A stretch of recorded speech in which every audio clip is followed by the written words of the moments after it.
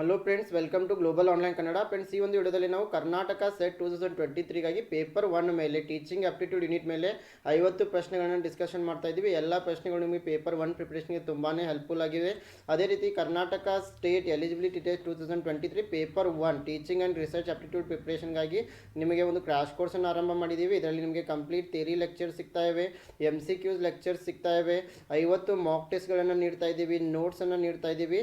English ಮತ್ತು ಕನ್ನಡ ಎರಡರಲ್ಲಿಯೂ ಕೂಡ ಈ ಒಂದು ಕ್ರಾಶ್ ಕೋರ್ಸ್ ನಿಮಗೆ ಅವೈಲೇಬಲ್ ಇದೆ. ಇದು ಕೇವಲ ನಿಮಗೆ 2000 ರುಪೀಸ್ನಲ್ಲಿ ದೊರೀತಾ ಇದೆ. ಇದಕ್ಕಾಗಿ ನೀವು ಗ್ಲೋಬಲ್ ಆನ್ಲೈನ್ ಆ್ಯಪನ್ನು ಪ್ಲೇಸ್ಟೋರ್ನಿಂದ ಡೌನ್ಲೋಡ್ ಮಾಡಿಕೊಂಡು ನೀವು ಅಲ್ಲಿ ನಿಮ್ಮ ಇಮೇಲ್ ID ಅಥವಾ ಮೊಬೈಲ್ ನಂಬರ್ ಮೂಲಕ ರಿಜಿಸ್ಟರ್ ಮಾಡಿಕೊಂಡು ಈ ಸರ್ಚ್ ಫಾರ್ ಕೋರ್ಸ್ನಲ್ಲಿ KSET 2023 ಪೇಪರ್ 1 ಅಂತ ಸರ್ಚ್ ಮಾಡಿದರೆ ಈ ಒಂದು ಕೋರ್ಸ್ ನಿಮಗೆ ಸಿಗ್ತಾ ಇದೆ. ಅಥವಾ ಈ ಒಂದು ಕೊಟ್ಟಿರೋ ನಂಬರ್ಗೆ ನೀವು ಕಾಂಟ್ಯಾಕ್ಟ್ ಕೂಡ ಮಾಡ್ಬೋದು. So let us move to the questions. Here the first question is, in which of the following subjects role playing can be mainly useful for teaching? So ಯಾವ ಒಂದು ವಿಷಯವನ್ನು ಕಲಿಸಬೇಕಾದ್ರೆ ಈ ರೋಲ್ ಪ್ಲೇಯಿಂಗ್ ಮುಖ್ಯವಾಗಿ ಬೋಧನೆಗೆ ತುಂಬ ಉಪಯುಕ್ತ ಆಗಿದೆ. Option A history, option B science subjects, option C mathematics, option D language. So role playing in which subject it is very helpful. So here ಯಾವೊಂದು ವಿಷಯದ ಪಾಠವನ್ನು ಮಾಡಬೇಕಾದ್ರೆ ರೋಲ್ ಪ್ಲೇಯಿಂಗ್ ಮುಖ್ಯವಾಗಿ ಉಪಯುಕ್ತ ಆಗ್ತಾ ಇದೆ. ಇತಿಹಾಸ, ವಿಜ್ಞಾನ, ಗಣಿತ, ಭಾಷೆ. So here the right answer is option A. Role playing plays an important role while teaching history. ನಾವು ಇತಿಹಾಸದ ಬಗ್ಗೆ ಪಾಠ ಮಾಡಬೇಕಾದ್ರೆ ಈ ರೋಲ್ ಪ್ಲೇಯಿಂಗ್ ತುಂಬಾ ಅವಶ್ಯಕವಾಗಿದೆ. So role playing means you all know it is a method of instruction. Here individuals take on the roles of other people and act out the other feelings, thoughts and behavior. So ಇಲ್ಲಿ roll ಪ್ಲೇಯಿಂಗ್ನಲ್ಲಿ ವಿದ್ಯಾರ್ಥಿ ಏನು ಮಾಡ್ತಾ ಇದ್ದಾರೆ ಅಂತಂದರೆ ಬೇರೊಬ್ಬರಂತೆ ನಟಿಸ್ತಾ ಇದ್ದಾರೆ, ಅವರ ಭಾವನೆಗಳನ್ನು ವ್ಯಕ್ತಪಡಿಸ್ತಾ ಇದ್ದಾರೆ. ಉದಾಹರಣೆಗೆ ಶಾಲೆಗಳಲ್ಲಿ ಸಂಗೊಳ್ಳಿ ರಾಯಣ್ಣನ ಪಾತ್ರವನ್ನು ನಿರ್ವಹಿಸುವುದು, ಕಿತ್ತೂರು ರಾಣಿ ಚೆನ್ನಮ್ಮಳ ಪಾತ್ರವನ್ನು ಮಾಡುವುದು, ಇದಕ್ಕೆಲ್ಲ ನಾವು ಏನಂತೀವಿ, role playing method. The next question is, if a student asks questions on some unrelated topic in the class as a teacher, yes, if the student is going to ask unrelated questions, then what you are going to do? Option A, allow him to ask unrelated questions. Option B, you are not going to allow him to ask unrelated questions. Option C, answer the question after the class. Option D, consider it is an act of indiscipline. ಯಾವಾಗ ವಿದ್ಯಾರ್ಥಿ ತರಗತಿಯಲ್ಲಿ ಸಂಬಂಧವಿಲ್ಲದ ವಿಷಯದ ಮೇಲೆ ಪ್ರಶ್ನೆಗಳನ್ನ ಕೇಳ್ತಾ ಇದ್ದಾರೆ, ಯಾವಾಗ ನೀವು ಶಿಕ್ಷಕರಾಗಿ ಏನು ಮಾಡ್ತಾ ಇದ್ದೀರಾ? ಆಪ್ಷನ್ ಎ, ಸಂಬಂಧವಿಲ್ಲದ ಪ್ರಶ್ನೆಗಳನ್ನ ಕೇಳಲು ಅನುಮತಿಯನ್ನು ನೀಡ್ತಾ ಇದ್ದೀರಾ. ಆಪ್ಷನ್ ಬಿ, ಸಂಬಂಧವಿಲ್ಲದ ಪ್ರಶ್ನೆಗಳನ್ನು ಕೇಳಲು ಅವನಿಗೆ ಅನುಮತಿಯನ್ನು ನೀಡ್ತಾ ಇಲ್ಲ. ಆಪ್ಷನ್ ಸಿ, ವರ್ಗದ ನಂತರ ಪ್ರಶ್ನೆಗೆ ಉತ್ತರಿಸ್ತಾ ಇದ್ದೀರಾ. ಆಪ್ಷನ್ ಡಿ, ಇದನ್ನು ವಿವೇಚನೆ ಇಲ್ಲದ ಕಾರ್ಯ ಎಂದು ಪರಿಗಣಿಸ್ತಾ ಇದ್ದೀರಾ. So here the right answer, when a student is going to ask unrelated questions, as a good teacher you are going to answer the question after the class. ನೀವೊಬ್ಬರು ಉತ್ತಮ ಶಿಕ್ಷಕರಾಗಿ ಯಾವುದೇ ಒಬ್ಬ ವಿದ್ಯಾರ್ಥಿ ಅನ್ರಿಲೇಟೆಡ್ ಪ್ರಶ್ನೆಗಳನ್ನ ನಿಮಗೆ ಕೇಳಿದರೆ ನೀವೇನು ಮಾಡ್ತಾ ಇದ್ದೀರಾ, ವರ್ಗದ ನಂತರ, ನಿಮ್ಮ ತರಗತಿ ಮುಗಿದ ನಂತರ ಆತನಿಗೆ ಉತ್ತರವನ್ನು ನೀಡ್ತಾ ಇದ್ದೀರಾ. So option C is the right answer. Question number 3, CAI stands for option A, computer analyzed instruction.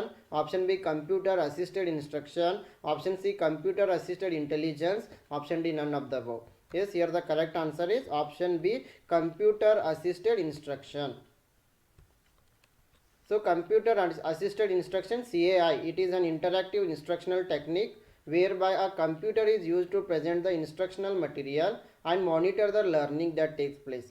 It uses combination of text, graphics, sound and video. So ಇಲ್ಲಿ ಏನು ಮಾಡ್ತಾ ಇದ್ದೀವಿ, CAI ಕಂಪ್ಯೂಟರ್ ಅಸಿಸ್ಟೆಡ್ ಇನ್ಸ್ಟ್ರಕ್ಷನ್ನಲ್ಲಿ ಕಂಪ್ಯೂಟರನ್ನು ಬಳಸಿ ಟೆಕ್ಸ್ಟ್ಗಳ ಮೂಲಕ, ಗ್ರಾಫಿಕ್ಸ್ಗಳ ಮೂಲಕ, ಸೌಂಡ್ ಮತ್ತು ವಿಡಿಯೋದ ಮೂಲಕ ಮಕ್ಕಳಿಗೆ ಜ್ಞಾನವನ್ನು ನೀಡ್ತಾ ಇದ್ದೀವಿ. Question number 4, which of the following is the most important single factor in underlying the success of beginning as A teacher? Option A, scholarship. Option B, communicative ability. Option C, personality and its ability to relate to the class and to the pupils. Option D, organizational ability. ಶಿಕ್ಷಕರಾಗಿ ಪ್ರಾರಂಭವಾಗುವ ಯಶಸ್ಸಿಗೆ ಆಧಾರವಾಗಿರುವ ಈ ಕೆಳಗಿನವರಲ್ಲಿ ಪ್ರಮುಖ ಅಂಶವಾಗಿ ಯಾವುದು? ಅಂದರೆ ನೀವು ಆರಂಭದಲ್ಲಿ ಇವಾಗ ಶಿಕ್ಷಕರಾಗಿದ್ದೀರಾ, ನಿಮ್ಮ ಒಂದು ಯಶಸ್ಸಿಗೆ ಮುಖ್ಯ ಕಾರಣ ಯಾವುದು? ಆಪ್ಷನ್ ಎ, ವಿದ್ಯಾರ್ಥಿಗಳ ವೇತನ. ಆಪ್ಷನ್ ಬಿ, ಸಂವಹನ ಸಾಮರ್ಥ್ಯ. ಆಪ್ಷನ್ ಸಿ, ವ್ಯಕ್ತಿತ್ವ ಮತ್ತು ವರ್ಗ ಮತ್ತು ವಿದ್ಯಾರ್ಥಿಗಳಿಗೆ ಸಂಬಂಧಿಸಿದ ಸಾಮರ್ಥ್ಯ. ಆಪ್ಷನ್ ಡಿ, ಸಾಂಸ್ಥಿಕ ಸಾಮರ್ಥ್ಯ. Yes, here the right answer is option C, personality and its ability to relate to the class and to the pupils. So how we are going to present the material, how we are going to relate the textbook things to the person in the word things. So ಯಾವ ರೀತಿ ನೀವು ತರಗತಿಯ ವಿಷಯಗಳನ್ನು ಪುಸ್ತಕದ ವಿಷಯಗಳೊಂದಿಗೆ ಸಂಬಂಧಿಸಿ ಪಾಠವನ್ನು ಮಾಡ್ತಾ ಇದ್ದೀರಾ ಎಂಬುದರ ಮೇಲೆ ಒಬ್ಬ ಶಿಕ್ಷಕರ ಒಂದು ಯಶಸ್ಸು ನಿರ್ಮಾಣ ಆಗ್ತಾ ಇದೆ. So the right answer is option C, personality and its ability to relate to the class. Question number 5. Which combination of teaching methods listed below would encourage the learner-centered paradigm? Option A, individualized instruction and lecture method. Option B, simulation and demonstration. Option C, lecture method and experimentation. Option D, projects and direct experiences. ಈ ಕೆಳಗೆ ಪಟ್ಟಿ ಮಾಡಲಾದ ಬೋಧನಾ ವಿಧಾನಗಳಲ್ಲಿ ಯಾವ ಸಂಯೋಜನೆಯು ಕಲಿಯುವರ ಕೇಂದ್ರಿತ ಮಾದರಿಯನ್ನು ಉತ್ತೇಜಿಸ್ತಾ ಇದೆ? ಆಪ್ಷನ್ ಎ, ವೈಯಕ್ತಿಕ ಸೂಚನೆ ಮತ್ತು ಉಪನ್ಯಾಸ ವಿಧಾನ. ಆಪ್ಷನ್ ಬಿ, ಸಿಮ್ಯುಲೇಷನ್ ಮತ್ತು ಪ್ರದರ್ಶನ. ಆಪ್ಷನ್ ಸಿ, ಉಪನ್ಯಾಸ ವಿಧಾನ ಮತ್ತು ಪ್ರಯೋಗ. ಆಪ್ಷನ್ ಡಿ, ಯೋಜನೆಗಳು ಮತ್ತು ನೇರ ಅನುಭವಗಳು. So when we are going to encourage learner centred teaching, so here the right answer will be projects and direct experience, because in while doing project and in direct experiences, students are going to involve themselves, they are going to perform, so they are going to learn many things. So the right answer will be projects and direct experiences. So ಯಾವಾಗ ಮಕ್ಕಳು ಯೋಜನೆಗಳನ್ನ ಕೈಗೊಳ್ತಾ ಇದ್ದಾರೆ ಅಥವಾ ನೇರವಾದ ಅನುಭವಗಳ ಮೂಲಕ ಜ್ಞಾನವನ್ನು ಪಡಿತಾ ಇದ್ದಾರೆ, ಮಕ್ಕಳು ತಮ್ಮನ್ನು ತಾವು ಕಲಿಕೆಯಲ್ಲಿ ಇನ್ವಾಲ್ವ್ ಮಾಡ್ಕೊಳ್ತಾ ಇದ್ದಾರೆ. ಸೊ ಹೀಗಾಗಿ ಆಪ್ಷನ್ ಡಿ ಸರಿಯಾಗಿದೆ. So here there are two methods. One is teacher centered, another one is learner centered. Very important methods from the exam point of view. In teacher centered, students are passive, teacher is active. In learner centered, students are active. And in teacher centered, teacher's role is going to play an important role. In student centered or learner centered, students are going to play an important role. So here some other differences are there, like in teacher centered, teaching and assessment are separate. In learner centered, both are intervened. The next question, blackboard can be included in which group of teaching aids? Option A, audio aids. Option B, visual aids. Option C, audio visual aids. Option D, none of the above. ಬೋಧನಾ ಸಾಧನಗಳಲ್ಲಿ ಯಾವ ಗುಂಪಿನಲ್ಲಿ ಅಥವಾ ಯಾವ ವರ್ಗದಲ್ಲಿ ಕಪ್ಪು ಹಲಗೆಯನ್ನು ಸೇರಿಸಬಹುದು? Option A, audio ಸಹಾಯ. Option B, visual AIDS, ದೃಶ್ಯ ಮಾಧ್ಯಮ. ಆಪ್ಷನ್ ಸಿ, ಆಡಿಯೋ ದೃಶ್ಯ ಸಾಧನ. ಆಪ್ಷನ್ ಡಿ, ಮೇಲ್ನ ಯಾವುದೂ ಅಲ್ಲ. So black board it comes under visual AIDS. So ನಮಗೆಲ್ಲ ಗೊತ್ತಿರುವ ಹಾಗೆ ಕಪ್ಪು ಹಲಗೆ, ಶಿಕ್ಷಕರು ಕಪ್ಪು ಹಲಗೆ ಮೇಲೆ ಬರಿತಾ ಇದ್ದಾರೆ, ನಾವು ನೋಡಿ ಬರೆದುಕೊಳ್ತಾ ಇದ್ದೀವಿ. ಕಪ್ಪು ಹಲಗೆಗೆ ಏನಾಗಿದೆ, ಇದೊಂದು ವಿಜುವಲ್ ಏಡ್ಸ್ ಆಗಿದೆ. So option B is the right answer. Question number 7, summative evaluation, it is used for which of the following purpose? Option A, to monitor students' progress during the learning process. Option B, primarily to certify or grade students. Option C, to find out what a student's interest and work habits are. Option D, to assign students to specific learning groups.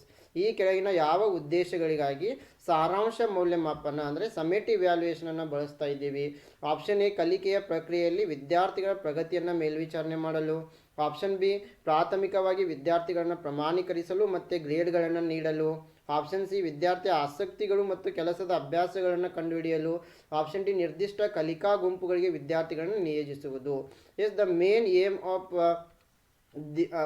this summative evaluation is assigning grades to the students. So option B is the right answer. ಈ ಒಂದು summative ವ್ಯಾಲ್ಯೂಯೇಷನ್ನ ಮುಖ್ಯ ಗುರಿ ಏನಾಗಿರ್ತದೆ, ಮಕ್ಕಳಿಗೆ ವಿದ್ಯಾರ್ಥಿಗಳನ್ನ ಪ್ರಮಾಣೀಕರಿಸುವುದು ಮತ್ತು ಅವರಿಗೆ ಗ್ರೇಡ್ಗಳನ್ನು ನೀಡುವುದು, A B C ಅಂತ ಗ್ರೇಡ್ಗಳನ್ನು ನೀಡುವುದಾಗಿದೆ. So option B is the right answer.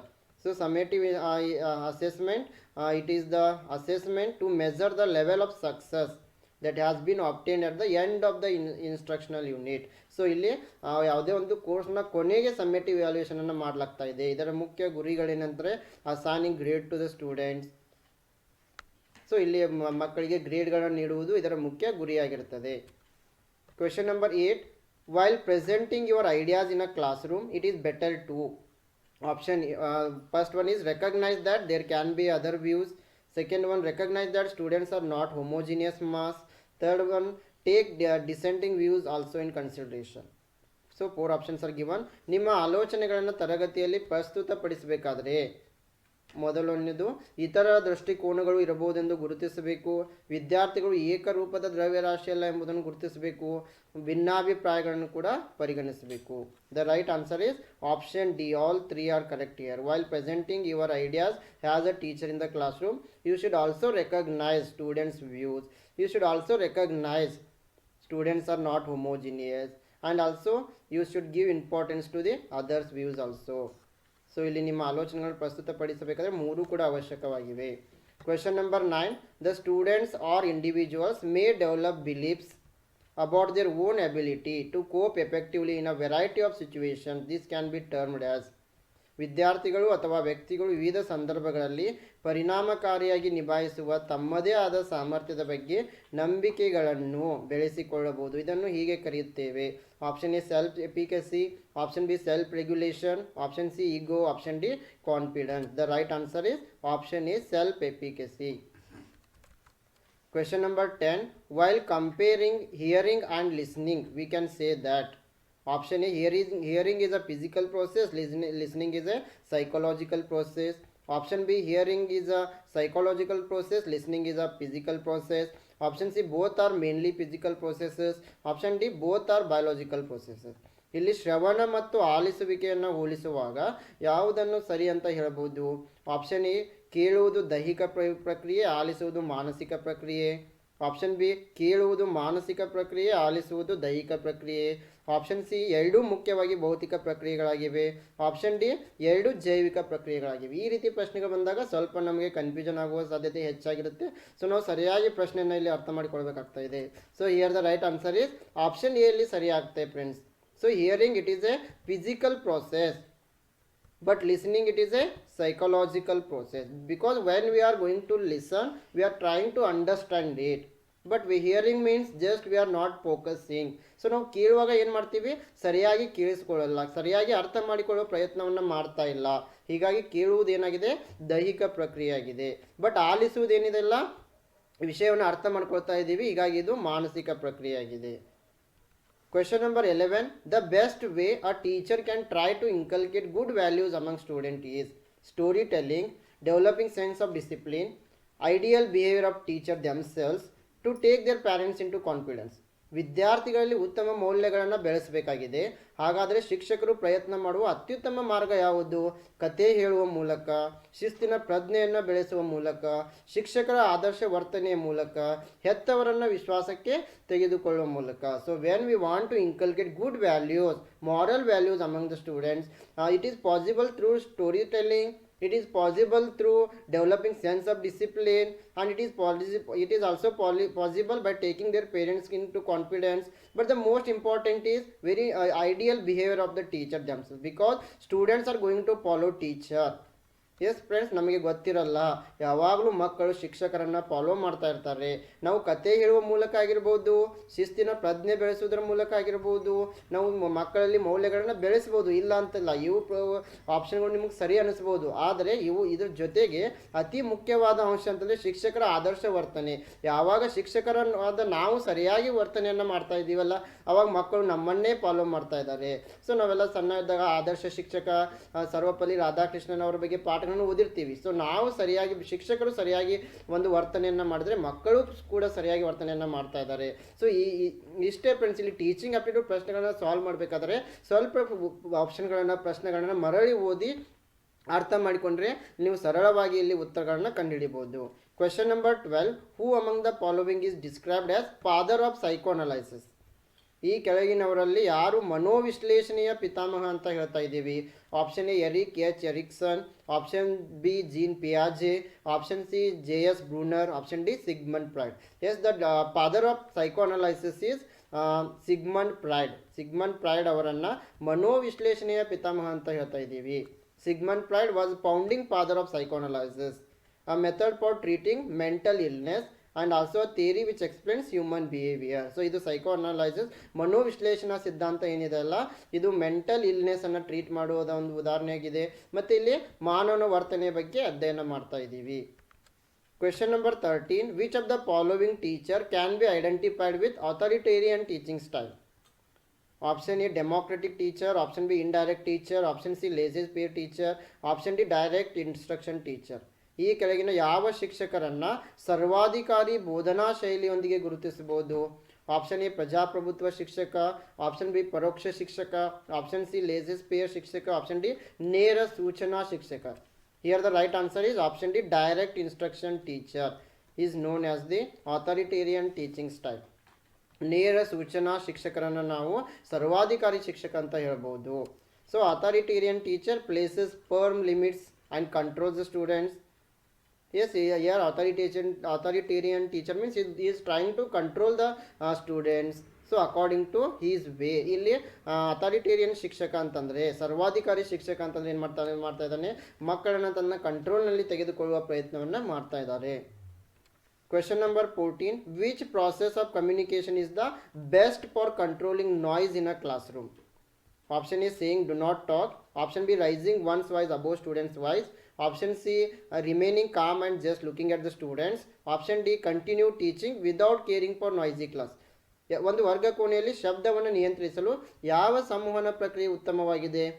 Option A ಮಕ್ಕಳಿಗೆ ಮಾತನಾಡಬೇಡಿ ಎಂದು ಹೇಳುವುದು, ವಿದ್ಯಾರ್ಥಿಗಳ ಧ್ವನಿಯಕ್ಕಿಂತ ಹೆಚ್ಚಿನ ಧ್ವನಿಯಲ್ಲಿ ಮಾತನಾಡುವುದು, ಆಪ್ಷನ್ ಸಿ ಶಾಂತವಾಗಿ ಉಳಿಯುವುದು ಮತ್ತು ವಿದ್ಯಾರ್ಥಿಗಳ ಕಡೆ ನೋಡುವುದು, ಆಪ್ಷನ್ ಡಿ ಗದ್ದಲದ ವರ್ಗವನ್ನು ನೋಡಿಕೊಳ್ಳದೆ ಬೋಧನೆಯನ್ನು ಮುಂದುವರಿಸುವುದು.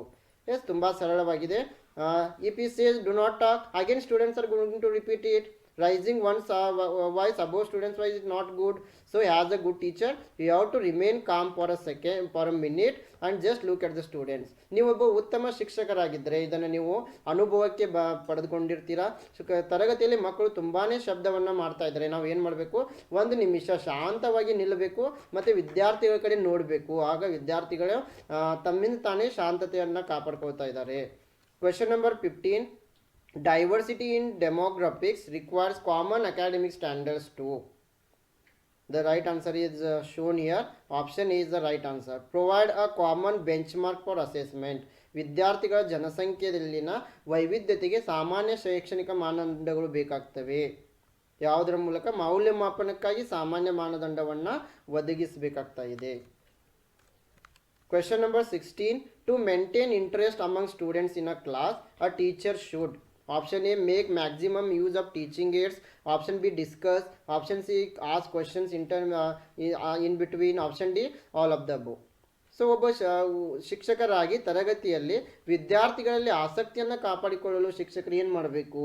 ಆಪ್ಷನ್ ಎ ಬೋಧನಾ ಸಾಧನಗಳನ್ನು ಬಳಸಬೇಕು, ಆಪ್ಷನ್ ಬಿ ಚರ್ಚೆಯನ್ನು ಮಾಡಬೇಕು, ಆಪ್ಷನ್ ಸಿ ಪ್ರಶ್ನೆಗಳನ್ನು ಕೇಳ್ತಾ ಇರಬೇಕು, ಆಪ್ಷನ್ ಡಿ ಮೇಲ್ನೇ ಎಲ್ಲ. ಸೊ ನೀವು ಎಲ್ಲರಿಗೂ ಶಿಕ್ಷಕರಿಗೆ ಅನುಭವಕ್ಕೆ ಬಂದಿರುತ್ತೆ. All of the above is the right answer. ಮೇಲ್ನೇ ಎಲ್ಲವೂ ಕೂಡ ಸರಿಯಾಗಿವೆ. ಬೋಧನಾ ಸಾಧನಗಳನ್ನು ಬಳಸಬೇಕು, ಚರ್ಚೆಗಳನ್ನು ಮಾಡಬೇಕು, ಪ್ರಶ್ನೆಗಳನ್ನು ಕೇಳಬೇಕು. ಇದರಿಂದ ಮಕ್ಕಳು ಆಸಕ್ತಿಯನ್ನು ಬೆಳೆಸ್ಕೊಳ್ತಾ ಇದ್ದಾರೆ. Question number 17. A teacher is strict in maintaining discipline in the class, both in curricular and extracurricular activities.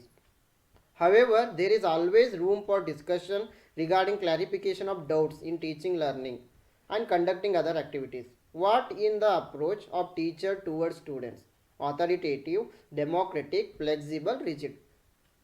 ಇಲ್ಲಿ ಪಠ್ಯಕ್ರಮ ಮತ್ತು ಪಠ್ಯೇತರ ಚಟುವಟಿಕೆಗಳಲ್ಲಿ ಶಿಕ್ಷಕರು ತರಗತಿಯಲ್ಲಿ ಮತ್ತು ತರಗತಿಯ ಹೊರಗೆ ತುಂಬಾ ಕಟ್ಟುನಿಟ್ಟಾಗಿರ್ತಾರೆ. ಆದಾಗಿಯೂ ಕೂಡ ಬೋಧನಾ, ಕಲಿಕಾ ಮತ್ತು ಇತರ ಚಟುವಟಿಕೆಗಳನ್ನು ನಡೆಸುವಲ್ಲಿ ಅನುಮಾನಗಳ ಸ್ಪಷ್ಟೀಕರಣದ ಬಗ್ಗೆ ಚರ್ಚೆಗೆ ಯಾವಾಗಲೂ ಅವಕಾಶ ಇರುತ್ತೆ. ಅಂದರೆ ಶಿಕ್ಷಕರು ಮಕ್ಕಳು ಯಾವಾಗಲೂ ಚರ್ಚೆ ಮಾಡಲೇಬೇಕಾಗಿರುತ್ತೆ. ಹಾಗಾದರೆ ಇಲ್ಲಿ ವಿದ್ಯಾರ್ಥಿಗಳ ಬಗ್ಗೆ ಶಿಕ್ಷಕರ ವಿಧಾನ ಯಾವುದು? ಆಪ್ಷನ್ ಎ ಸರ್ವಾಧಿಕಾರತ್ವ, ಅಧಿಕೃತ, ಆಪ್ಷನ್ ಬಿ ಪ್ರಜಾಪ್ರಭುತ್ವ, ಆಪ್ಷನ್ ಸಿ ಹೊಂದಿಕೊಳ್ಳುವ, ಆಪ್ಷನ್ ಡಿ ಕಠಿಣ. The right answer is option C flexible, ಹೊಂದಿಕೊಳ್ಳುವ ವಿಧಾನ.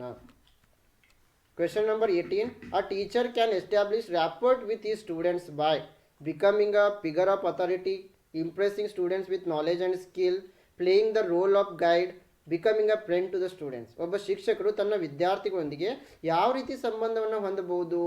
ಆಪ್ಷನ್ ಎ ಅಧಿಕಾರದ ವ್ಯಕ್ತಿಯಾಗುವ ಮೂಲಕ, ಆಪ್ಷನ್ ಬಿ ಜ್ಞಾನ ಮತ್ತು ಕೌಶಲ್ಯದ ವಿದ್ಯಾರ್ಥಿಗಳನ್ನು ಮೆಚ್ಚಿಸುವ ಮೂಲಕ, ಆಪ್ಷನ್ ಸಿ ಮಾರ್ಗದರ್ಶನದ ಪಾತ್ರವನ್ನು ನಿರ್ವಹಿಸುವುದರ ಮೂಲಕ, ಆಪ್ಷನ್ ಡಿ ವಿದ್ಯಾರ್ಥಿಗಳಿಗೆ ಸ್ನೇಹಿತನಾಗುವುದರ ಮೂಲಕ. Yes friends, here a teacher can become good, can establish good bond with the students by impressing students with his knowledge and skills. ಯಾವಾಗ ಶಿಕ್ಷಕರು ಉತ್ತಮವಾದ ಜ್ಞಾನದೊಂದಿಗೆ ಮತ್ತು ಕೌಶಲ್ಯದೊಂದಿಗೆ ವಿದ್ಯಾರ್ಥಿಗಳನ್ನು ಮೆಚ್ಚಿಸ್ತಾರೆ, ವಿದ್ಯಾರ್ಥಿಗಳೊಂದಿಗೆ ಉತ್ತಮವಾದ ಸಂಬಂಧವನ್ನು ಹೊಂದ್ತಾ ಇದ್ದಾರೆ. ಸೊ ಆಪ್ಷನ್ ಬಿ ಏನಾಗಿದೆ, ಸರಿಯಾಗಿದೆ. The next question is, by which of the following methods true evaluation of the students is possible? Option A, evaluation at the end of the course. Option B, evaluation twice in a year. Option C, continuous evaluation. Option D, formative evaluation. ಈ ಕೆಳಗಿನ ಯಾವ ವಿಧಾನಗಳಿಂದ ವಿದ್ಯಾರ್ಥಿಗಳ ನಿಜವಾದ ಮೌಲ್ಯಮಾಪನ ಸಾಧ್ಯವಾಗ್ತಾ ಇದೆ? Option A, ಕೋರ್ಸ್ನ ಕೊನೆಯಲ್ಲಿ ಮೌಲ್ಯಮಾಪನ ಮಾಡುವುದು. ಆಪ್ಷನ್ ಬಿ, ವರ್ಷದಲ್ಲಿ 2 ಬಾರಿ ಮೌಲ್ಯಮಾಪನ ಮಾಡುವುದು.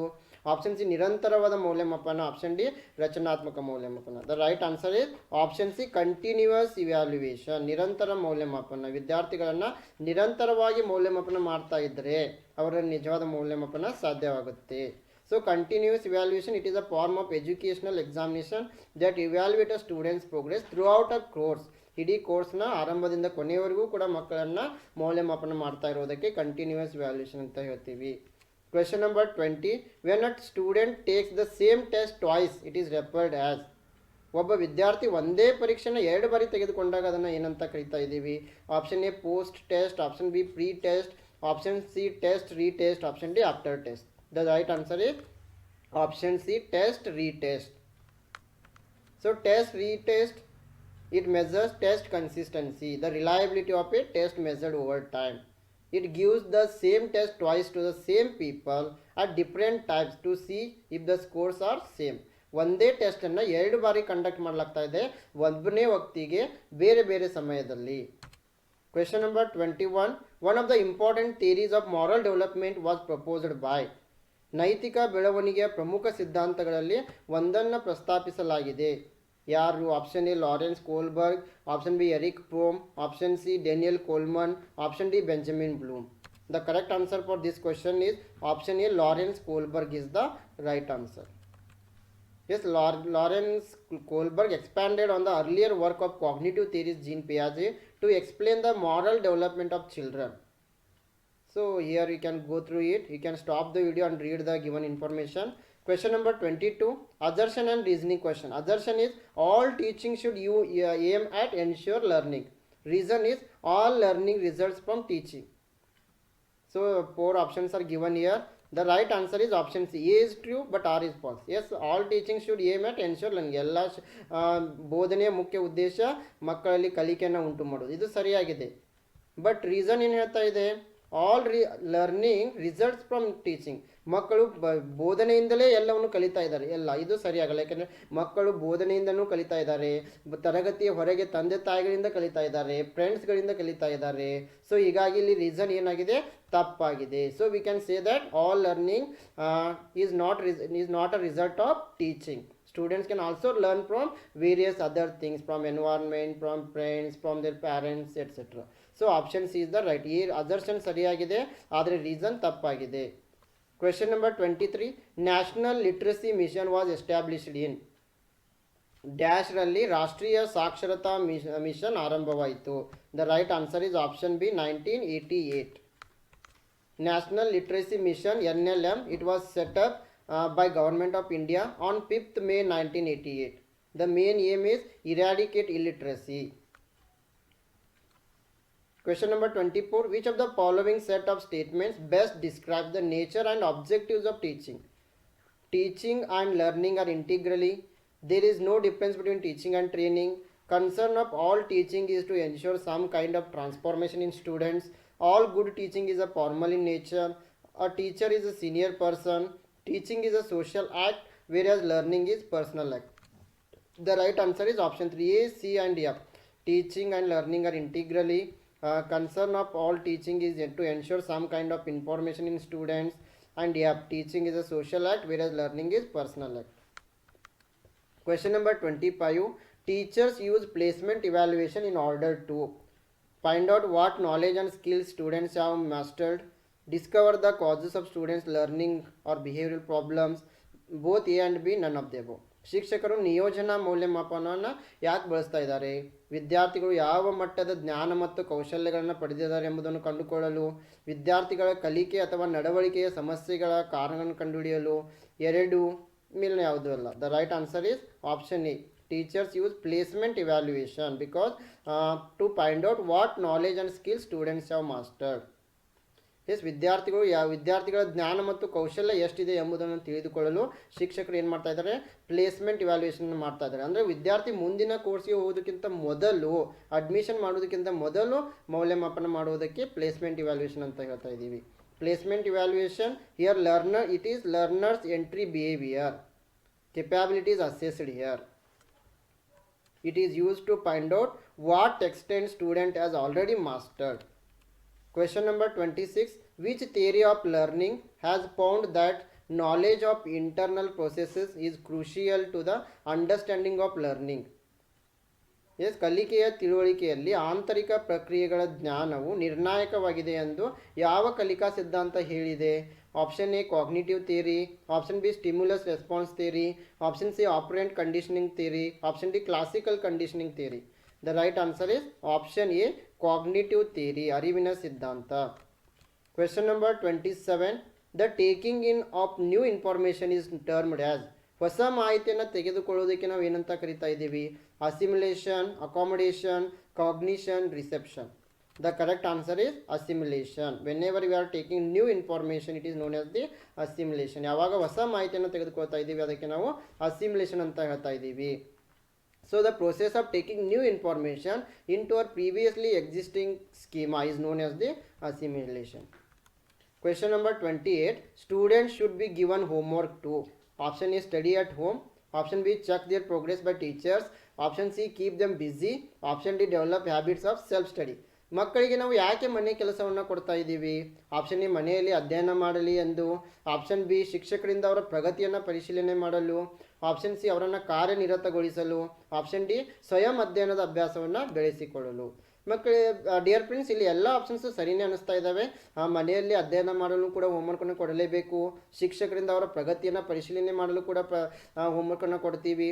ಅವರನ್ನು ಕಾರ್ಯದಲ್ಲಿ ತೊಡಗಿಸಲು ಕೊಡ್ತೀವಿ. ಆದರೆ ತುಂಬ ಮುಖ್ಯವಾದ ಪಾಯಿಂಟ್ ಯಾವುದು? ಸ್ವಯಂ ಅಧ್ಯಯನದ ಅಭ್ಯಾಸವನ್ನು ಬೆಳೆಸ್ಕೊಳ್ಬೇಕು. ಮಕ್ಕಳು ತಮ್ಮಿಂದ ತಾವು ಅಭ್ಯಾಸ ಮಾಡುವ ಒಂದು ಹ್ಯಾಬಿಟನ್ನು ಬೆಳೆಸ್ಕೊಳ್ಬೇಕಂತ ಅವರಿಗೆ ನಾವು ಹೋಮ್ವರ್ಕನ್ನು ನೀಡ್ತಾ ಇದ್ದೀವಿ. Question number 29. In which university the micro teaching system started in 1961? ಯಾವ ವಿಶ್ವವಿದ್ಯಾಲಯದಲ್ಲಿ 1961ರಲ್ಲಿ ಈ ಮೈಕ್ರೋ ಬೋಧನಾ ವ್ಯವಸ್ಥೆಯನ್ನು ಆರಂಭ ಮಾಡಲಾಯಿತು? Option A, Stanford University. Option B, Oxford University. Option C, Delhi University. Option D, MS University, Baroda. The right answer is option A, Stanford University. Stanford ಯೂನಿವರ್ಸಿಟಿಯಲ್ಲಿ ಈ 1961ರಲ್ಲಿ ಮೈಕ್ರೋ ಬೋಧನಾ ವ್ಯವಸ್ಥೆಯನ್ನು ಆರಂಭ ಮಾಡಲಾಯಿತು. So Stanford University officially Leland Stanford Junior University. It is a private research university in Stanford in California. The university was founded in 1885. Here you can see the picture also. Question number 30. What is meant by term curriculum? ಪಠ್ಯಕ್ರಮ ಅಂದರೆ ಏನು? Option A, the subject of study offered by an institution. Option B, organized whole of learning and other experiences provided by educational institution to realize set goals. Option C, the prescribed syllabi in the various subjects plus practical courses and project dissertation. Option D, the theory and practical courses to be completed to qualify for a level of education. Yes, curriculum means organized whole of learning and other experiences provided by educational institutions. ನಿಗದಿತ ಗುರಿಗಳನ್ನು ಸಾಧಿಸಲು ಶಿಕ್ಷಣ ಸಂಸ್ಥೆಗಳು ಒದಗಿಸುವ ಸಂಪೂರ್ಣ ಕಲಿಕೆ ಮತ್ತು ಅನುಭವಗಳಿಗೆ ನಾವು ಏನಂತ ಇದ್ದೀವಿ? ಪಠ್ಯಕ್ರಮ. In education curriculum, it is the totality of student experience that occurring in educational process. Question number 31. The classification of cognitive domain was presented by. ಅರಿವಿನ ಡೊಮೇನ್ ವರ್ಗೀಕರಣವನ್ನು ಯಾರು ಪ್ರಸ್ತುತಪಡಿಸಿದ್ದಾರೆ? Option A, Benjamin S Bloom. Option B, Skinner. Option C, Krathwohl. Option D, Simpson. The right answer is option A, Benjamin S Bloom. Cognitive domain was given by Benjamin Bloom. ಅರಿವಿನ ಡೊಮೇನನ್ನು Benjamin Bloom ಅವರು ನೀಡಿದ್ದಾರೆ. So here we can see the stages of Benjamin Bloom's cognitive development: knowledge, comprehension, application, analysis, synthesis and evaluation. It was developed in the year of 1950. Question number 32. The experienced teachers do not require the detailed lesson plan of a topic because. ಪ್ರಶ್ನೆ 32, ಅನುಭವಿ ಶಿಕ್ಷಕರಿಗೆ ವಿಷಯದ ವಿವರವಾದ ಪಾಠ ಯೋಜನೆ ಮಾಡುವ ಅಗತ್ಯವಿಲ್ಲ, ಏಕೆಂದರೆ 4 options are given here. The right answer is option D. They can equip themselves with brief outline as they gain specialization in it through experience. So already they are more experienced, though, so they can brief outline as they gain specialization. So ಇಲ್ಲಿ ಶಿಕ್ಷಕರು ಇವಾಗಲೇ ತುಂಬ ಅನುಭವವನ್ನು ಹೊಂದಿರುವುದರಿಂದ ಅವರಿಗೆ ಪಾಠ ಯೋಜನೆ ಮಾಡುವ ಅವಶ್ಯಕತೆ ಇಲ್ಲ. Question number 33, in education John Dewey stressed on option A learning by doing, option B authoritarian teaching methods, option C rote learning, option D none of the above. ಶಿಕ್ಷಣದಲ್ಲಿ ಜಾನ್ ಡಿ ವಿ ಯಾವುದರ ಬಗ್ಗೆ ಹೆಚ್ಚು ಒತ್ತಿ ಹೇಳಿದ್ದಾರೆ?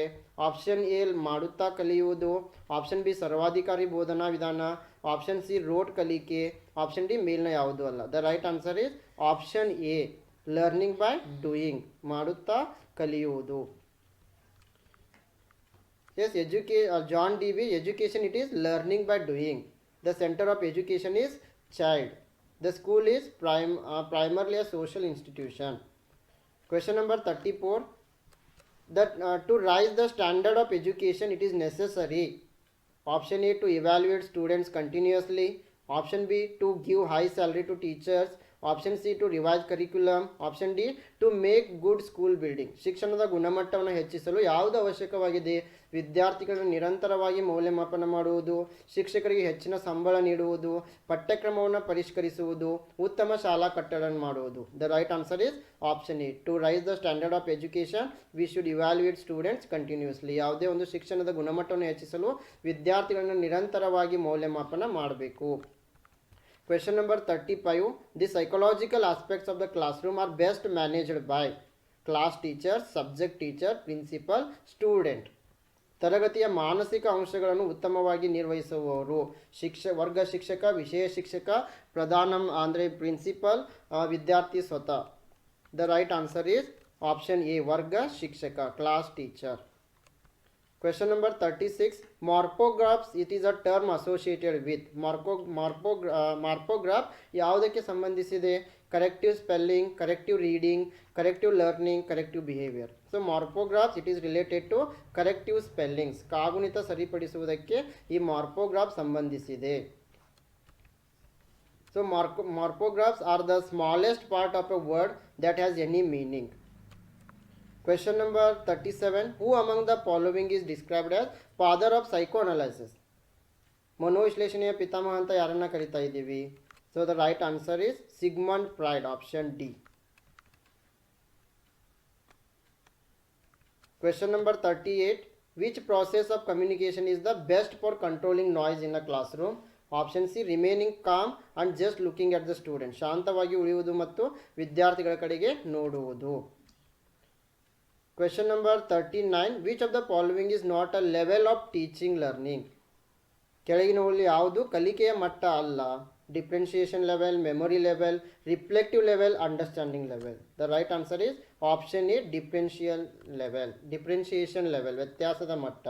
Because 3 levels of teaching R memory level, understanding level and reflective level. Question number 40, which of the following university was the pioneer in micro teaching concept started in 1961? ಈ ಕೆಳಗಿನ ಯಾವ ವಿಶ್ವವಿದ್ಯಾಲಯದಲ್ಲಿ 1961ರಲ್ಲಿ ಸೂಕ್ಷ್ಮ ಬೋಧನಾ ಪರಿಕಲ್ಪನೆ ಸ್ಟಾರ್ಟ್ ಆಗಿದೆ? Option A, Stanford university. Sorry, 2-3 questions are repeated here. Question number 41, a heavy emphasis on measurable outcomes leads to. Option A rote learning, option B memorisation, option C both A and B, option D none of the above. ಅಳೆಯಬಹುದಾದ ಫಲಿತಾಂಶಗಳಿಗೆ ಹೆಚ್ಚಿನ ಒತ್ತು ನೀಡಲಾಗ್ತಾ ಇದೆ.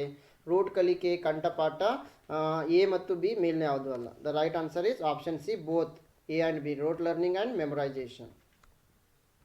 Question number 42, we usually say that no two students are alike. They may differ from each other in terms of upbringing and social status, attitude, all of the above. ಸಾಮಾನ್ಯವಾಗಿ ಇಬ್ಬರು ವಿದ್ಯಾರ್ಥಿಗಳು ಸಮನಾಗಿ ಇರಲು ಸಾಧ್ಯ ಇಲ್ಲ ಅಂತ ಹೇಳ್ತೀವಿ. ಯಾವುದರ ಆಧಾರದ ಮೇಲೆ ನಾವು ಹೇಳ್ತಾ ಇದ್ದೀವಿ? ಯಾವ ಆಧಾರದ ಮೇಲೆ ಮಕ್ಕಳು ಭಿನ್ನವಾಗಿರಬಹುದು? ಪಾಲನೆ ಮತ್ತು ಸಾಮಾಜಿಕ ಸ್ಥಾನಮಾನದಲ್ಲಿ, ಆಪ್ಟಿಟ್ಯೂಡ್ನಲ್ಲಿ, ವರ್ತನೆಯಲ್ಲಿ, ಮೇಲ್ನೇ ಎಲ್ಲ. ಎಸ್, ತುಂಬ ಸರಳವಾದ ಪ್ರಶ್ನೆ.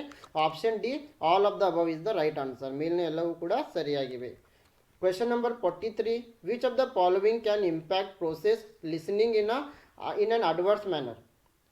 ಈ ಕೆಳಗಿನವುಗಳಲ್ಲಿ ಯಾವುದು ಪ್ರಕ್ರಿಯೆಯ ಮೇಲೆ ಪ್ರತಿಕೂಲ ಪರಿಣಾಮವನ್ನು ಬೀರಬಹುದು? ಕೇಳುವುದರ ಮೇಲೆ ಪ್ರತಿಕೂಲ ಪರಿಣಾಮವನ್ನು ಬೀರ್ತಾ ಇದೆ. Option A excess of listened material, message overload. Option B very high speed of speaking. Option C a good amount of hearing loss. Option D all of the above. Yes, the right answer is option D, all of the above. Message overload, very high speed of speaking, a good amount of hearing loss, all are going to affect on the listening. ಇಲ್ಲಿ ಆಲಿಸಿದ ವಸ್ತುಗಳ ಮೇಲೆ ಹೆಚ್ಚುವರಿ ಸಂದೇಶದ overload ಆಗಿರ್ಬೋದು, ಮಾತನಾಡುವುದರಲ್ಲಿ ವೇಗ ಆಗಿರ್ಬೋದು, ಉತ್ತಮ ಪ್ರಮಾಣದ ಶ್ರವಣ ನಷ್ಟ ಆಗಿರ್ಬೋದು, ಎಲ್ಲವೂ ಕೂಡ ಲಿಸ್ನಿಂಗ್ನ ಮೇಲೆ ಪ್ರಭಾವ ಬೀರ್ತಾ ಇವೆ. Question number 44, the best way to memorise is. ನೆನಪಿಟ್ಟುಕೊಳ್ಳಲು ಉತ್ತಮ ಮಾರ್ಗ. Option A study for long time, to understand the concept, read loudly, to write the concept. So whenever you want to memorize the things, it is better to understand. So option B is the right answer. ಯಾವಾಗ ನಾವು ಒಂದು ವಿಷಯವನ್ನು ಹೆಚ್ಚು ಕಾಲ ನೆನಪಿಟ್ಟುಕೊಳ್ಳಲು ಬಯಸ್ತಾ ಇದ್ದೀವಿ, ನಾವು ಪರಿಕಲ್ಪನೆಯನ್ನು ಅರ್ಥ ಮಾಡಿಕೊಳ್ಬೇಕಾಗ್ತಾ ಇದೆ. So option B is the right answer. Question number 45, failure of a teacher to communicate his ideas well to the students may result in classroom indiscipline, loss of students' interest in topic, increased number of absentees in the class, all of the above. ಶಿಕ್ಷಕರ ಸಂವಹನಕ್ಕೆ ಉತ್ತಮವಾದ ಆದರ್ಶಗಳು ವಿಫಲವಾದರೆ ಏನು ತೊಂದರೆ ಆಗ್ತಾ ಇದೆ?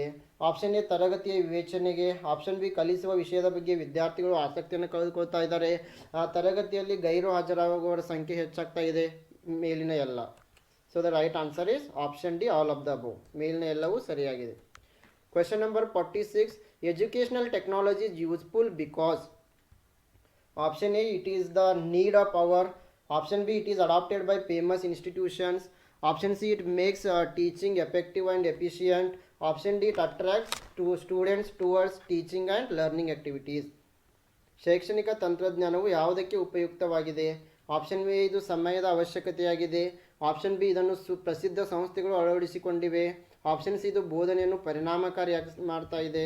Option D, ವಿದ್ಯಾರ್ಥಿಗಳನ್ನು ಬೋಧನೆ ಮತ್ತು ಕಲಿಕೆಯ ಚಟುವಟಿಕೆಗಳಂತ ಆಕರ್ಷಿಸ್ತಾ ಇದೆ. The right answer is option D, educational technology is useful because it is going to attract the student towards teaching and learning. ಶೈಕ್ಷಣಿಕ ತಂತ್ರಜ್ಞಾನ ಮಕ್ಕಳನ್ನು ಬೋಧನೆ ಮತ್ತು ಕಲಿಕೆಯ ಕಡೆಗೆ ಆಕರ್ಷಿಸ್ತಾ ಇದೆ. Question number 47, maximum participation of students is possible in teaching through. ಬೋಧನೆಯಲ್ಲಿ ವಿದ್ಯಾರ್ಥಿಗಳ ಗರಿಷ್ಠ ಭಾಗವಹಿಸುವಿಕೆ ಯಾವುದರಿಂದ ಸಾಧ್ಯ ಆಗ್ತಾ ಇದೆ? Option A lecture method, option B discussion, option C text book method, option D audio visual method. The right answer is option B, through discussion. ಚರ್ಚೆಗಳನ್ನು ಮಾಡೋದರಿಂದ ವಿದ್ಯಾರ್ಥಿಗಳು ಗರಿಷ್ಠವಾಗಿ ಬೋಧನೆಯಲ್ಲಿ ಭಾಗವಹಿಸ್ತಾ ಇದ್ದಾರೆ. Question number 48, has a teacher, what will you do if students do not attend your class? 4 options are given here. ಶಿಕ್ಷಕರಾಗಿ ವಿದ್ಯಾರ್ಥಿಗಳು ನಿಮ್ಮ ತರಗತಿಗೆ ಹಾಜರಾಗದೇ ಇದ್ದರೆ ನೀವು ಏನು ಮಾಡ್ತಾ ಇದ್ದೀರಾ? So please stop the video and read the options. The right answer is option D, try to understand the reasons and try to eliminate them. So as a good teacher you have to understand the problems of the students and you have to solve it. ನೀವು ಉತ್ತಮ ಶಿಕ್ಷಕರಾಗಿದ್ದರೆ ಯಾಕೆ ಮಕ್ಕಳು ತರಗತಿಯನ್ನು ಅರ್ಥ ಮಾಡಿಕೊಳ್ತಾ ಇಲ್ಲ ಎಂಬುದನ್ನು ತಿಳಿದುಕೊಳ್ಬೇಕು ಮತ್ತು ಆ ಒಂದು ಸಮಸ್ಯೆಗಳನ್ನು ನೀವು ತೊಡೆದು ಹಾಕಬೇಕು. Question number 49, the intellectual skills are reflected by. ಬೌದ್ಧಿಕ ಕೌಶಲ್ಯಗಳು ಯಾವ ಒಂದು ಡೊಮೇನ್ನಲ್ಲಿ ಬರ್ತಾ ಇವೆ? Option A cognitive domain, option B affective domain, option C psychomotor domain, option D none of the above. The right answer is option A cognitive domain. Yes, today's last question, who has the least chance of becoming an effective teacher? One who is strict disciplinarian, one who knows his subject well, one who has no interest in teaching, one who teaches moral values. ಯಾರು ಪರಿಣಾಮಕಾರಿ ಶಿಕ್ಷಕರಾಗಲು ಕನಿಷ್ಠ ಅವಕಾಶವಿದೆ? ಕಟ್ಟುನಿಟ್ಟಿನ ಶಿಸ್ತಿನವರು, ತನ್ನ ವಿಷಯವನ್ನು ಚೆನ್ನಾಗಿ ಬಲ್ಲವರು, ಬೋಧನೆಯಲ್ಲಿ ಆಸಕ್ತಿ ಇಲ್ಲದವರು, ನೈತಿಕ ಮೌಲ್ಯವನ್ನು ಕಲಿಸುವರು. The right answer is option C, the one who is not having interest in teaching they can't become good teacher. ಯಾವ ಶಿಕ್ಷಕನಿಗೆ ಬೋಧನೆಯಲ್ಲಿ ಆಸಕ್ತಿ ಇಲ್ಲ ಅವರು ಉತ್ತಮ ಶಿಕ್ಷಕರಾಗಲು ಸಾಧ್ಯವಿಲ್ಲ. Okay friends, this is about our today's session. If you are preparing for Karnataka SET 2023, here we are having a crash course on teaching and research aptitude. You will be provided theory lectures, MCQ lectures, practice MCQ set, 50 mock tests, comprehensive notes in English and in Kannada. Only at ₹2000. To join this, you can download Global Online app from the Play Store and you can join.